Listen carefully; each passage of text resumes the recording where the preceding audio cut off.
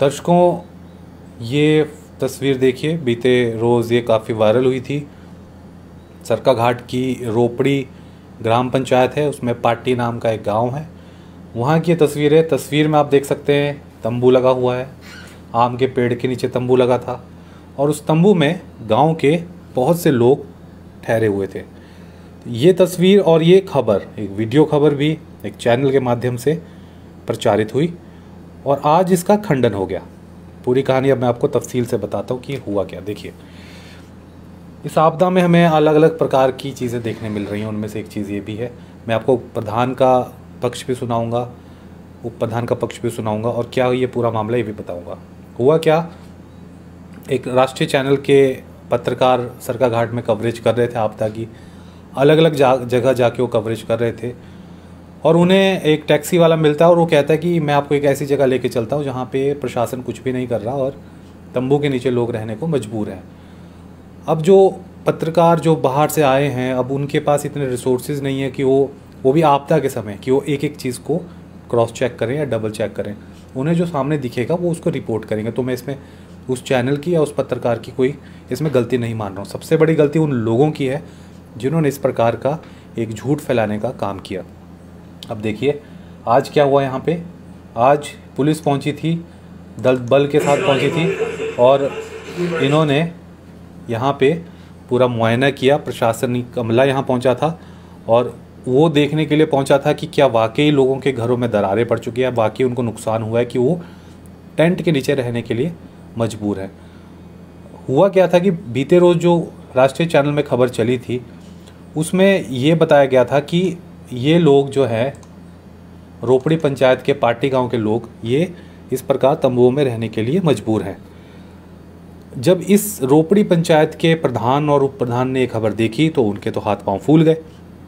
जब उनके पास उन्होंने कहा कि हमारे संज्ञान में तो मामला आए नहीं। आप देखिए, किसी भी पंचायत में कोई इस प्रकार का मामला आता है तो सबसे पहले तो प्रधान और उप प्रधान को खबर होती है। अब देखिए प्रधान क्या कह रहे हैं इस मामले में। अब पहले प्रधान का सुनिए। प्रधान ग्राम पंचायत रोपड़ी और जो लोग यहाँ तंबू में थे उन्होंने मेरे को कोई इसके बारे में कोई सूचना नहीं दी और कि हम तंबू में रह रहे हैं।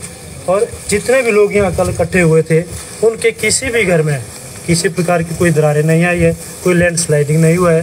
वो मतलब एक किस्म के हमारे को हरासमेंट करना चाहते हैं। से गुहार लगाना चाहता हूँ कि किसी के साथ ऐसा ना हो कि झूठी अफवाहें फैला रहे हैं कि ये लोग ऐसे रह रहे हैं। ये तंबू आज ऐसे ही नीचे बिछ गया है, इसके नीचे कोई परिवार नहीं है। आज मैंने स्थानीय लोगों को फिर दोबारा यहाँ बुलाया है और इनका कोई भी किसी प्रकार का कोई नुकसान नहीं हुआ है। तो ये आप देख सकते हैं, ये प्रधान साहब थे रोपड़ी पंचायत के, कहते हैं कि ये जो तंबू वाली खबर है इन लोगों को कोई नुकसान नहीं हुआ है। ये बस यूं ही एक जो वार्ड मेंबर है वो ये कह रही है कि ये डर के मारे वहाँ पे रहना शुरू कर रहे थे। चलिए उप प्रधान का पक्ष सुनाते हैं, आपको वो क्या कह रहे हैं। मैं विजय सिंह, उप प्रधान रोपड़ी। आज हमें सुबह सूचना मिली कि पाटी वार्ड में कुछ एक परिवार ऐसे हैं जो तंबू में रह रहे हैं और उनके घरों में दरारें, उनके गौशाला में दरारें हैं, जिसकी वजह से वो 5-6 दिनों से लगातार जो है टेंट में रह रहे हैं। लेकिन इसकी सूचना ना उन लोगों ने, ना तो ही वार्ड मेंबर को, ना ही प्रधान को, ना उप प्रधान को, ना ही अन्य प्रशासन अधिकारियों को दी। कल मीडिया वाले लोग कहीं से आ रहे थे और उन लोगों ने उनको कनेक्ट करके अपने तंबू के पास ले आए। जो भी अधिकारी आज यहाँ पे प्रेजेंट हैं वो उस झूठी अफवाह के ऊपर यहाँ पे पहुँचे हुए हैं। हमारे यहाँ पे हमने सर्वे किए हैं, ना ही हमारे जो घर हैं इस वार्ड के उनमें कोई दरारें आई हैं, ना ही उनको अभी तक कोई नुकसान हुआ है। यह ठीक है कि जो लोग यहाँ पे तंबू लगा के रह रहे हैं वो रात को बारिश वगैरह अगर जब भारी बारिश होती है तब भी यहाँ पे अपने सेफ्टी के लिए आते हैं। लेकिन जब हम यहाँ पे मौके पे पहुँचे तो लोगों ने बताया कि हमें ना ही तो कोई राशन की ज़रूरत है, ना ही हमारे घरों में दरारें आई हैं, हम सिर्फ अपनी सेफ्टी के लिए यहाँ पे आते हैं। जब यहाँ पे हमारे पुलिस अधिकारी, हमारे पटवारी जो पार्टी है वहाँ के जो अधिकारी हैं वो मौके पे पहुँचे तो मौके पे जो लोग थे उनके हमने बयान लिए हैं, जिनको उन्होंने बताया कि अगर आपको समस्या आ रही है तो हमें डीसी से ऑर्डर है कि आपको सेफ जगह पे, जैसे हमारे स्कूल हैं या कोई अन्य सरकारी बिल्डिंग है, वहाँ पे शिफ्ट करते हैं। तो इन लोगों ने सभी ने मना किया है कि हम बिल्कुल सेफ हैं, हमें कोई ज़रूरत नहीं है, ना ही हमें 2 परिवार ऐसे हैं जिन्होंने हमें बोला कि हमें थोड़ा सा जाने आने में दिक्कत आ रही है, रोड की कनेक्टिविटी अभी तक पूरी तरह खुली नहीं है। ये देखिए उप प्रधान का ये पक्ष था रोपड़ी पंचायत के। इन्होंने सीधा कहा कि इन लोगों ने अब मना किया, जैसे पुलिस प्रशासन वहाँ पहुँचा है देखने के लिए कि क्या वाकई तंबू में रह रहे हैं क्या लोग, क्योंकि देखिए डिज़ास्टर के समय एक SOP है, स्टैंडर्ड ऑपरेटिंग प्रोसीजर है कि अगर किसी भी गांव में या इस प्रकार से लोग विस्थापित हो रहे तो उन्हें या तो स्कूलों में रखा जाए या किसी और सरकारी भवन में उनका रहने खाने का उनका इंतज़ाम किया जाएगा। तो इसलिए प्रशासन के भी हाथ पांव फूल गए थे कि भाई आम के पेड़ के नीचे तंबू में रह रहे। तो इसका खंडन प्रधान ने भी कर दिया, उप प्रधान ने भी कर लिया। अब आपको चलिए वार्ड मेंबर क्या कह रही हैं इनका सुनाते हैं पक्ष। मेरा नाम अंजना कुमारी, वार्ड मेंबर पार्टी 2 से हूँ। जो कल अफवाह फैलाई गई है कि लोग तंबू में रह रहे हैं, हाँ वो रह रहे हैं, लेकिन एक वो डर की वजह से रह रहे हैं। आज हम पूरी पुलिस की टीम भी गई, प्रधान मेंबर सभी गए, पंचायत वासी सभी लोग गए, तो हमने वहाँ देखा उनके घर में कोई दरारें वगैरह नहीं है। वो एक डर की वजह से रहते हैं, जब बारिश वगैरह होती है तब जाते हैं वो तंबू में, लेकिन आज वो तंबू भी उनका जो है मतलब नहीं पाया गया, वो भी एक टूट गया था मतलब तंबू भी।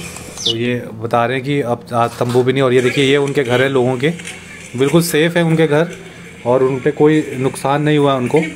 तो ये एक खबर आपको बताई हमने रोपड़ी पंचायत के एक पाटी गांव के सरका घाट की घटना है, और ये इस प्रकार की एक खबर थी कल एक चैनल पे चली थी। और देखिए दर्शकों क्या है कि आपदा का समय है, और अगर आपको लगता है कि आप सच में किसी मदद के हकदार हैं तभी आप इस प्रकार से मीडिया का सहारा लीजिए, तभी आप प्रशासन का सहारा लीजिए। देखिए आपने यहाँ पे वो मेरे भी अच्छे दोस्त हैं जिन पत्रकार ने ये खबर रिपोर्ट की थी, अब उन्हें कोई पकड़ के ले जाएगा। अब हमें भी कई लोग फ़ोन करते हैं, आज की तारीख में हम कहीं रिपोर्ट कर रहे थे तो वहाँ भी हमें कई लोग मिल जाते हैं, वो कहते हैं साहब चलिए हमारे साथ, हमारे वहाँ पे रिपोर्टिंग कीजिए, हम आपको दिखाते हैं कि वहाँ के क्या हालात हैं।